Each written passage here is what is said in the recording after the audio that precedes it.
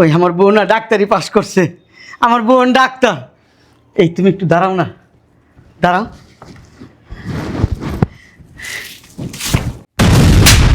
তোরে কইছি আমার মালা পরাইতে? হ্যাঁ কইছি তোরা মালা আনতে। 2 টাকার মালা নিয়ে আইছস আমারে পরানোর জন্য। তুই কি ক্লিনার? 2 টাকার কামলা। আমি কি ডাক্তার? তোর সাথে কি আমার সাথে যায়? ফকিন্নির বাচ্চা, ওদিক চাপ। আমি কে? আমি একজন ডাক্তার। আর তুই কে? তুই একটা অফিসের ক্লিনার, ক্লিনারের চাকরি করস। আমার আশেপাশের মানুষ যদি জানে যে আমার হাজবেন্ড একটা অফিসের ক্লিনার, আমার মান সম্মান কি কিছু থাকবে? মান সম্মান সব নষ্ট হয়ে যাবে। এজন্য আমি অনেক আগের থেকে একটা সিদ্ধান্ত নিছি। এই যে ওকে দেখতেছিস না, ও একজন ডাক্তার, ওকে আমি বিয়ে করব। এই যে তোরা ডিভোর্স দিলাম। পরিবেশের সব লাগতেছে। ওট ওট ওট এনে বানাবো। এইসব ঢং আমার সামনে দেখায় লাভ নাই।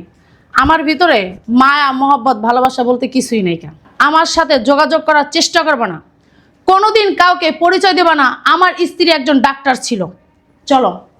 বাহ, খুব চমৎকার। ঘর বিটা বেচ্চা বড়ে যে পড়াশোনা করাইতাছেন, বড় ভুল করতেছেন। বড়ে পস্তাইতে হইব। দেখা যাক। আসসালামু আলাইকুম। এই যে এনে 5 লাখ টাকা আছে, নিয়র ভর্তিটা করাইলাম। জান আম্মা, বই থেকে লাভ নেই, জান। জামাই এত টাকা তুমি কই পাইলা? ওই আম্মা আসলে ওই আমার বিডাটা আছে না, ওই বিডাটাই আসছিল সম্বল, ওইটি ভিত চালাইছি আম্মা। করিম, আসসালামু আলাইকুম ম্যাডাম। ওয়ালাইকুম আসসালাম। ভালো করে মুছবা, জি ম্যাডাম। মিটিং আছে। আর মুছা শেষ হলে ফ্যান ছাইড়া দিয়ে টেবিল সেট করে দিবা। জি ম্যাডাম। বস আসতেছে, জি ম্যাডাম। কাজে আবার ফাঁকি দিও না। জি ম্যাডাম। সুন্দর করে মুছো। ঠিক আছে।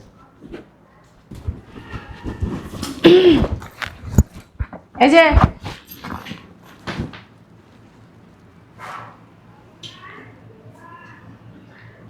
তুমি তুমি এই জায়গায়?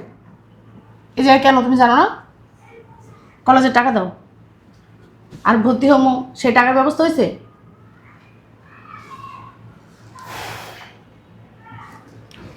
এটা ধরো, এটা ধর্ম মানে? ধরো, আসতেছি আমি। বুঝলাম না। এই যে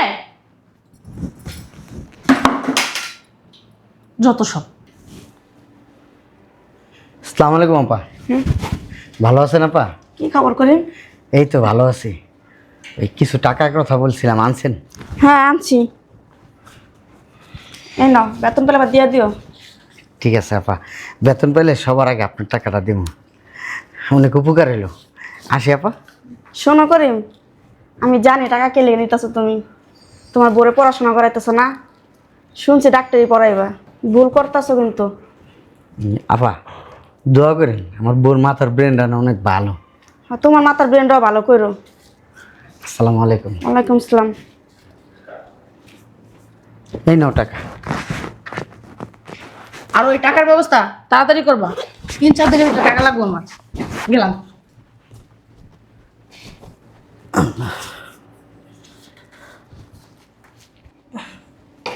বাবা রে বাবা, 3 তলায় উঠতে পাওয়াটাও ব্যথা হয়ে গেছে। জামাই কি বাসায় আসেনি?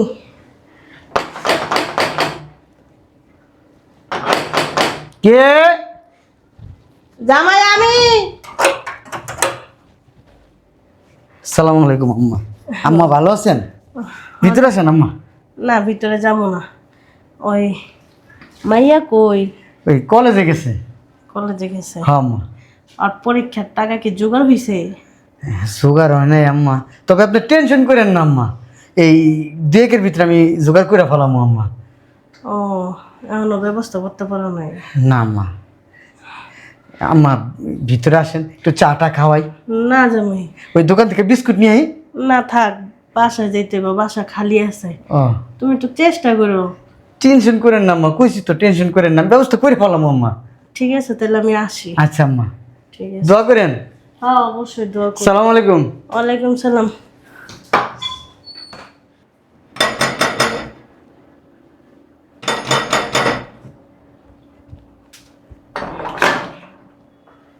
জি কাকে চান? ওই তোমার আম্মু আছে? জি আছে, আপনি বিত্তে আসুন। তোমার আম্মুর একটু ডাক দিয়ে দাও। আচ্ছা বসেন এখানে। আচ্ছা। আম্মু!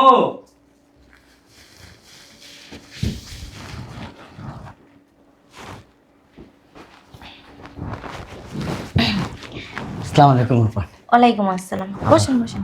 আপা, ওই যে জায়গার কথা বলছিলাম, এই ভাইয়ের সাথে আলাপ করছেন? হ্যাঁ, আপনার ভাইয়ের সাথে আলাপ করছি, আপনার ভাই রাজি হয়েছে। আপনি বসেন, আমি আসতেছি।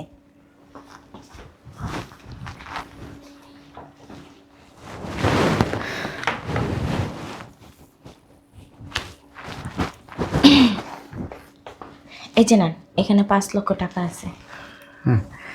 এই যে এখানে জায়গার দলিলগুলো আছে, ভাইরে বললেন কাগজপত্রগুলো দেখা সব কমপ্লিট করতে। আমি রেজিস্ট্রি অফিসে যা আমি রেজিস্ট্রি করে দিয়ে দিব।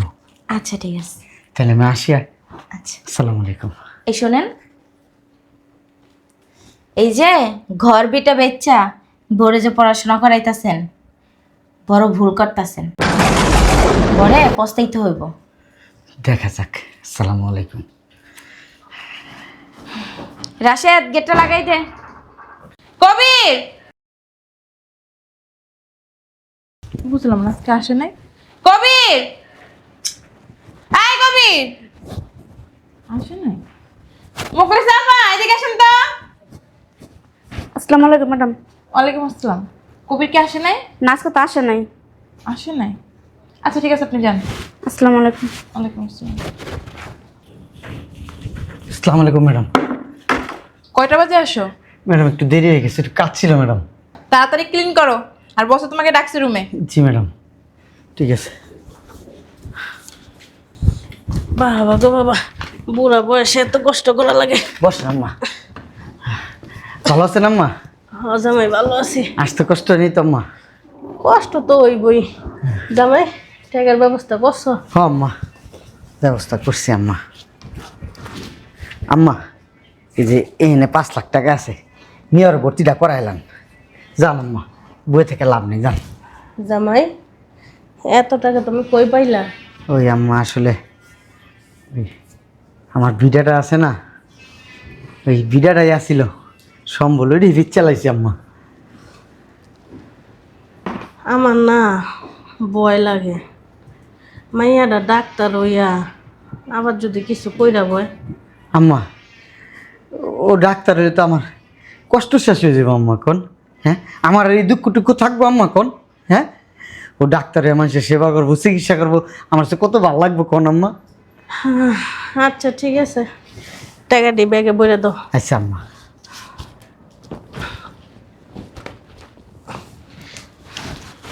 আম্মা কিছু খাইছেন?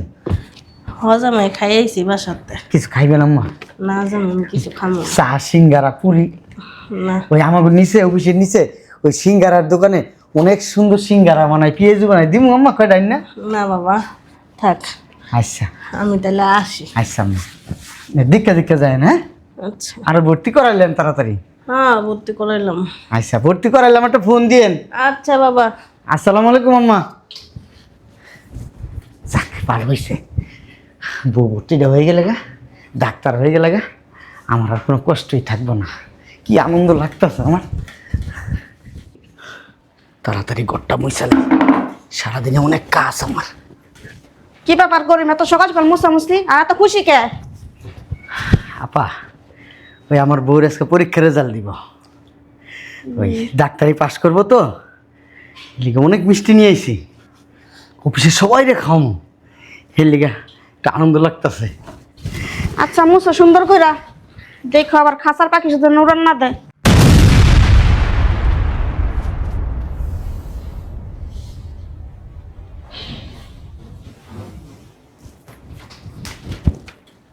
কি ব্যাপার করিম, এত সকাল সকাল মোছামুছি করতেছো আর এত মিষ্টি কিসের জন্য আনছো? ম্যাডাম, এত মিষ্টি কি জন্য আনছি? কারণ আছে।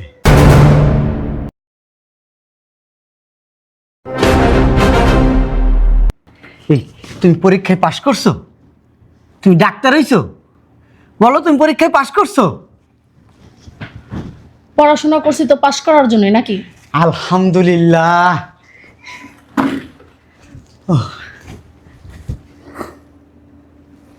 আল্লাহ, আপনি আমার কথা রাখছেন। আল্লাহ, আপনি আমার ইজ্জত রাখছেন। আমার কষ্ট সফল হয়েছে। আল্লাহ, এই তুমি বসো, আমি আসতেছি। ম্যাডাম, ওই আমার বোন না ডাক্তারি পাস করছে। আমার বোন ডাক্তার। এই তুমি একটু দাঁড়াও না, দাঁড়াও।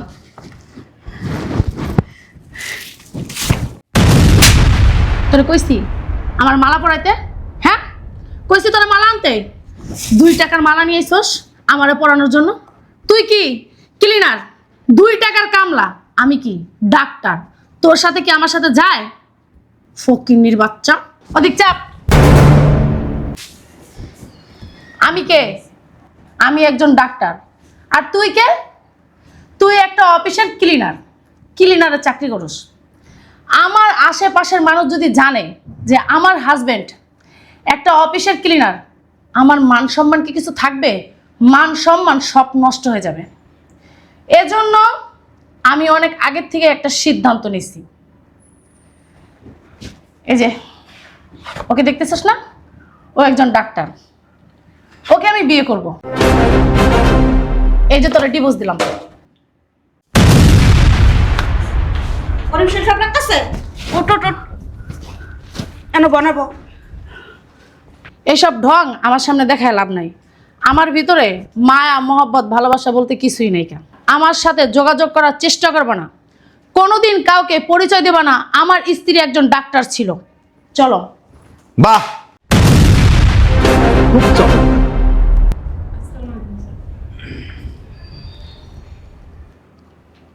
আপনি কে?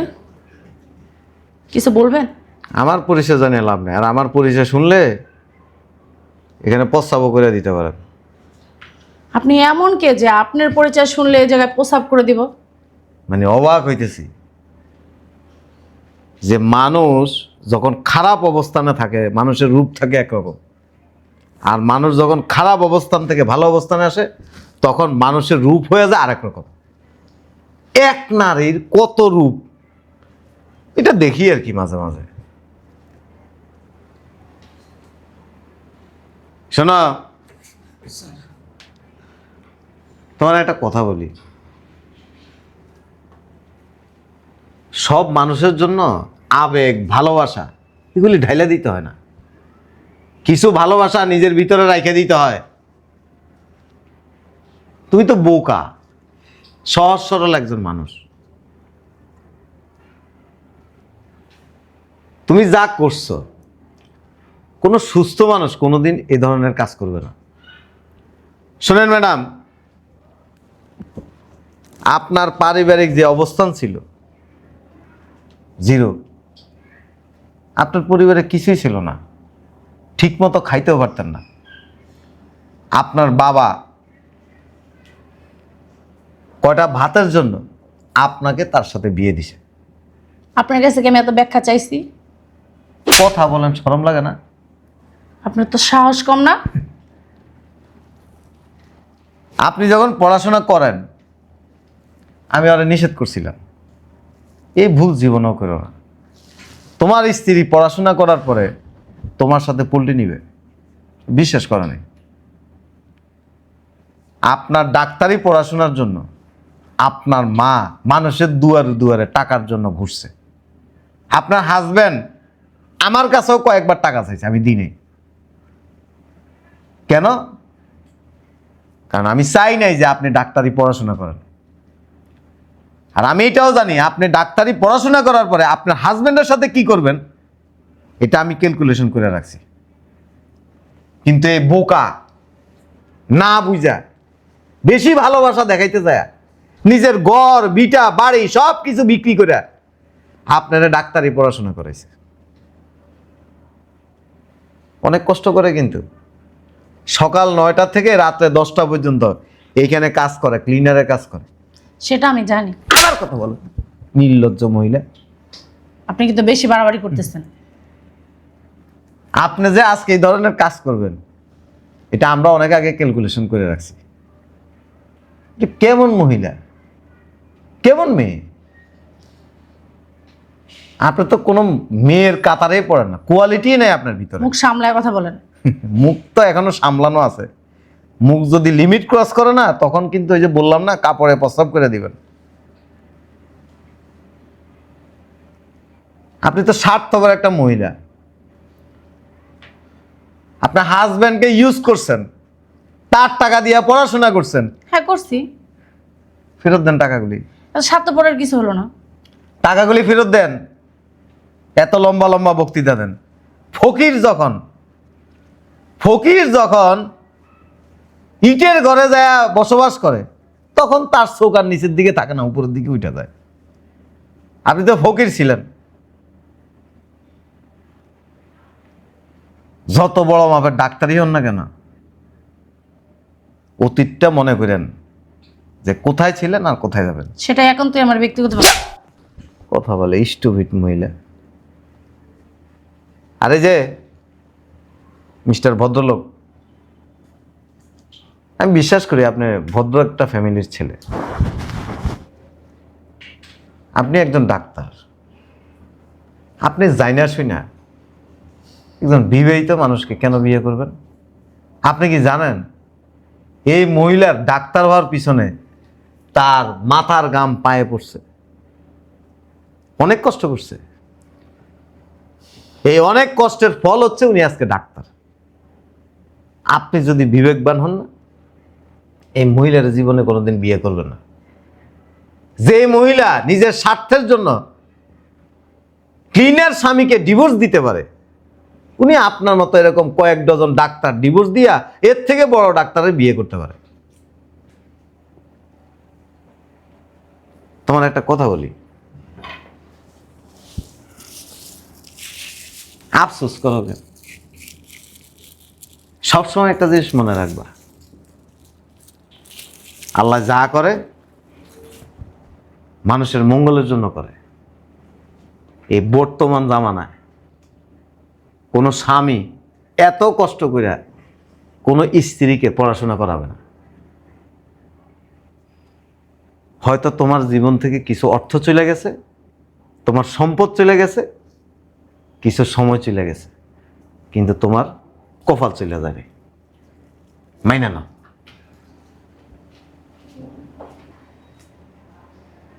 থু, আপনার কপালে নষ্ট মহিলা।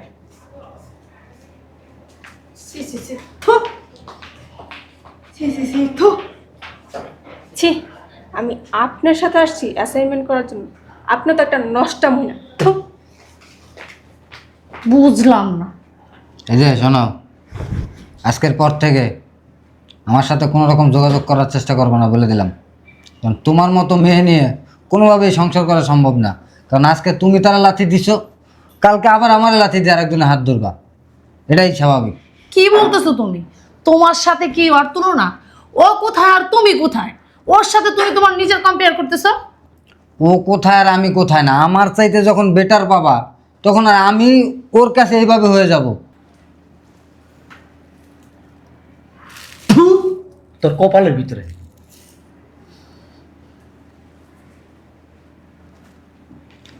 ওই শোনো, তোমার আমি বিয়ে করতে পারতেছি না।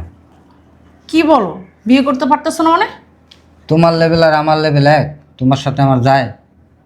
কি তোমার লেভেল আমার লেভেল এক? কি বলো এগুলা? থাতকার একটা মেয়ে। শোনো, আমার সাথে কোনো রকম যোগাযোগ করার চেষ্টা করবা না, আর আমার বাড়ির আশেপাশে যেন তোমার না দেখি, বলে দিলাম। বুঝলাম না, এটা কি হলো? বেশি লোভ করতে যায় আমার এই সংসারে গেল, ওই সংসারে গেল। এই শোনো,